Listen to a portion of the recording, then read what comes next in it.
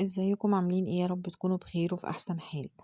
حبيت النهارده ان انا اتكلم معاكم عن حاجة ممكن تخلينا نجمع جبال من الحسنات، وغير الحاجات اللي احنا عارفينها والحاجات اللي هي المعروفة اللي احنا دايما بنعملها.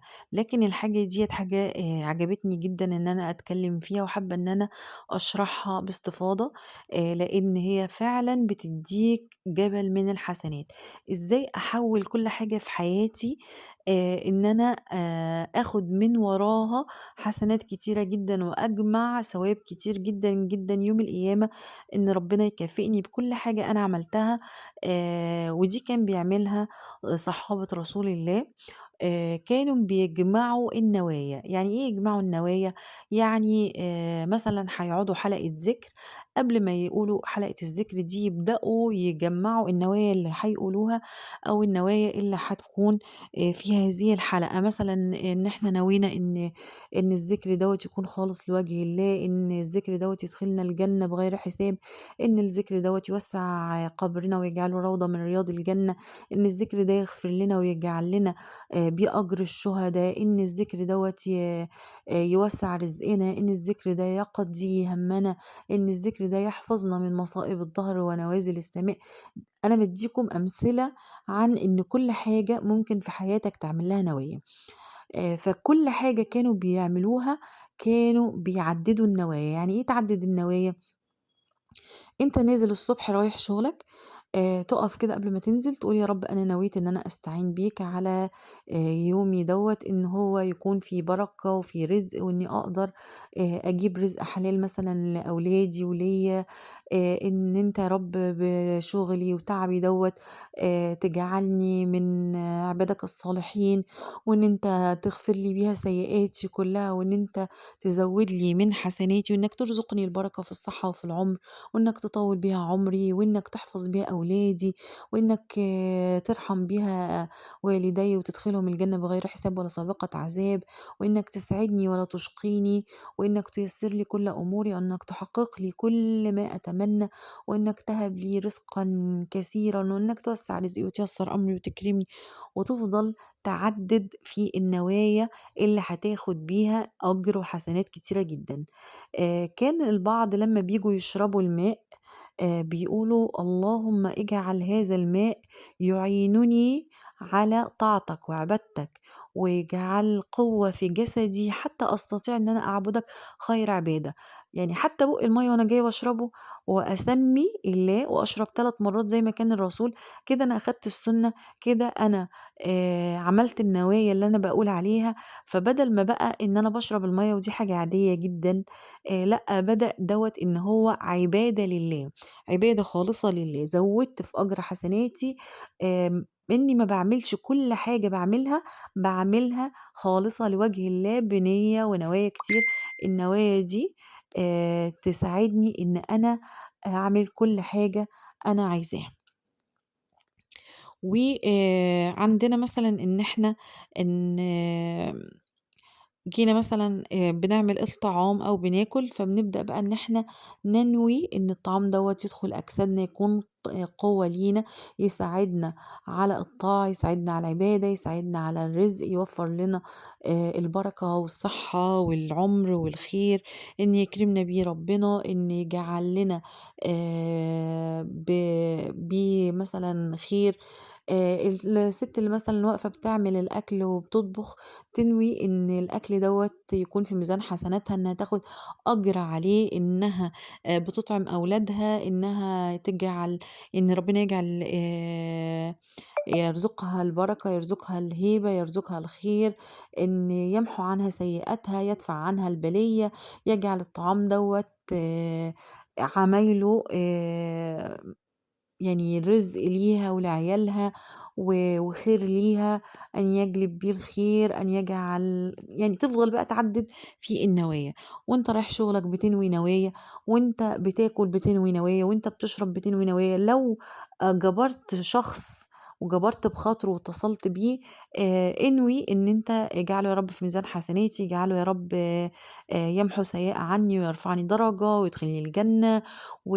لو بتكلم حد، لو بتصل رحم، لو بتتصل بأبوك وأمك، لو بتزور مريض، لو بتعمل أي حاجة أنت بتعملها، عدِّد لها النوايا. والصحابة كانوا بيحطّوا لكل حاجة نوايا كتيرة جدًا، جدًا، جدًا. يعني حُط على قد ما تقدر، قاعد بتقوم قيام ليل، حُط له نوايا كتيرة جدًا. يا رب نويت إن قيام الليل اللي أنا باعمله دوّة تجعلني يا رب في منزلة الشهداء، تمحو بيه عني السيئات، ترزقني بيه طول العمر، ترزقني بالبركة، ترزقني بالهيبة والمهابة، تجعلني محبوب من جميع خلقك، تجعلني أحسن عبادك، ترزقني بإني أشاهد الرسول يقظة ومنامًا، ترزقني بزيارة بيتك في هذا العام، ترزقني بالعمرة في كل عام، ترزقني بإني أكون من الحجاج السنة دي، ترزقني بيه مال كثيرًا جمًا، ترزقني بالخير والبركة، تدفع عني كل الأمراض والأوبئة والأسقام والأسحار، وإنك تعافيني وتعفو عني. ما فيش مشكلة إن أنا أقعد أدعي للناس المبتلاه من الناس اللي أنا أعرفهم. ادعي لأي شخص مبتلى عنده سحر، عنده مرض، عنده هَم، عنده غَم، عنده كرب، افضل ادعي له وقُل يا رب كل حاجة أنت بتعملها ادعي، حُط فيها نوايا كتير. باللي أنا باعمله دوّة يا رب نويت إن أنت تفُك الأسحار مثلًا عن فلان الفلاني، ب بدعائي دوّة أو باللي أنا باعمله. يا رب مثلًا اشفي فلان من الأمراض، يا رب انصر فلسطين وأهلها، يا رب انتقم من إسرائيل وشعبها. تفضل بقى تعدِّد، تعدِّد، تعدِّد في النوايا، فهتلاقي جبل من الحسنات. كل حاجة أنت بتعملها حتى لو حاجة صغيرة، أنت واخد أجر كام نية أنت قُلتها، ما قُلتش نية واحدة، أنت قُلت نوايا كتيرة جدًا. فربنا بتيجي بقى يوم القيامة تلاقي حسنات كتيرة جدًا، وكل دوّة من النوايا. ودوّة اللي كانوا بيعملوه الصحابة، وإحنا أسوةً برسول الله وصحابته. إحنا هنعدِّد في النوايا في كل حاجة إحنا بنعملها، هنبدأ نحُط لكل حاجة في حياتنا نوايا كتيرة جدًا. تاني حاجة عايزة أتكلم عليها برضه من الحاجات اللي تدّيك جبل من الحسنات هي الدعاء.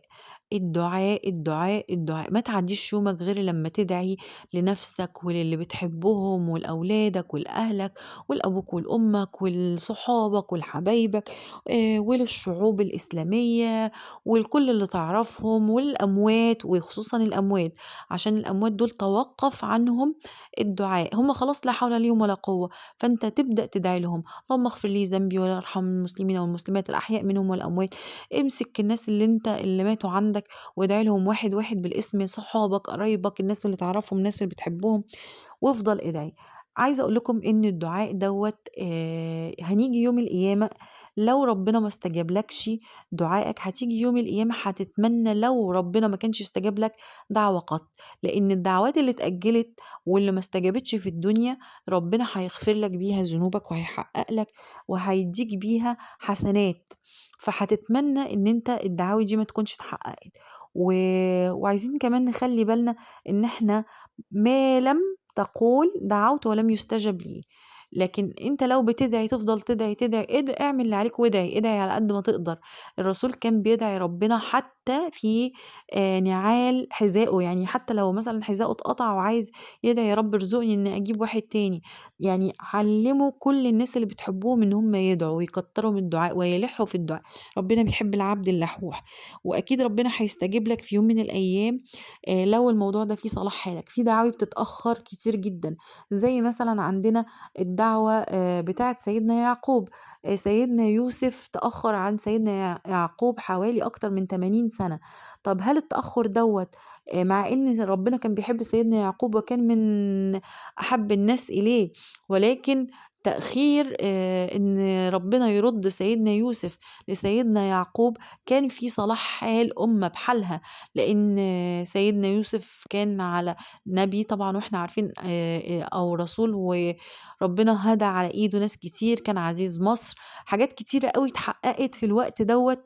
آمم كان فيها في الآخر إحنا بنعرف الحكمة من تأخير الدعاء. أنت برضه بعد فترة طويلة لمّا ربنا هيأخّر عنك إجابة دعوة معيّنة هيحققها لك، هيأجّل لك دعوة أنت كنت بتدعيها، يمكن الدعوة دي ما كانش فيها صلاح حالك، فربنا هيدّي لك حاجة تانية بدالها أحسن، فهتيجي تقول الحمد لله يا رب إن أنت ما استجبتليش الدعوة دي، ده لو ما كنت استجبتها لي كان زماني دلوقتي مثلًا مش في الخير اللي أنا فيه، كان زماني دلوقتي ما حصلتش على الحاجة اللي أنا فيها دي، العطاء دوّة.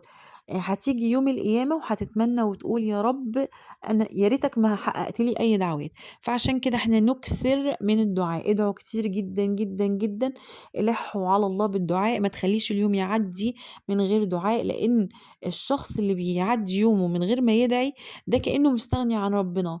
لكن إحنا عايزين زي ما اتفقنا، عايزين نعمل جبل حسنات، نيجي يوم القيامة نتفاجئ بإن الحسنات عندنا أكتر بكتير من السيئات. أنا قُلت النهارده حاجتين، الحاجتين دول يمكن حاجتين إحنا عندنا حاجات كتيرة جدًا أذكار وصلاة وصوم والحاجات اللي إحنا كلّنا عارفينها، كل الحاجات ديّة إحنا عارفينها وعارفين إنها بتحقق لنا برضه حسنات كتير، لكن إحنا النهارده بنتكلم عن الحاجات اللي هي إحنا هنحصد منها حسنات كتيرة وممكن بعضنا غافل عنها، النوايا دي يمكن ناس كتيرة ما كانتش تعرف عنها حاجة، فعدّدوا النوايا في كل حاجة أنتم بتعملوها، عدّدوا النوايا في كل شيء أنتم بتقوموا بيه، الدعاء ادعوا كتير جدًا، جدًا، جدًا وألحّوا على الله في الدعاء، لإن ربنا أكرم الأكرمين في يوم من الأيام، يا إما هيرزقك إجابة دعوتك، يا إما هيدّخرها لك ليوم القيامة، وهتيجي في يوم القيامة وهتكون سعيد جدًا ومبسوط بإن ربنا أجّل لك الدعوات دي، بعد وقت طويل لو الدعوات دي ما استجابتش هتعرف الحكمة منها، ما تستعجلش وما تقولش أنا بادعي وما بيستجابليش، إحنا زي ما قُلنا الأنبياء بتتأخّر دعواتهم بالسنين، لكن افضل ادعي، اعمل اللي عليك، زوّد في الدعوات، زوّد، زوّد، زوّد، شوف أوقات الاستجابة وادعي، خلّيك لحوح، لحوح، لحوح عشان ربنا بيحب العبد اللحوح، وألِح على الله. اعمل كل حاجة، طلّع صدقات، اعمل كل خير أنت ممكن يساعدك في يوم القيامة ويجعل لك جبل من الحسنات، والسلام عليكم ورحمة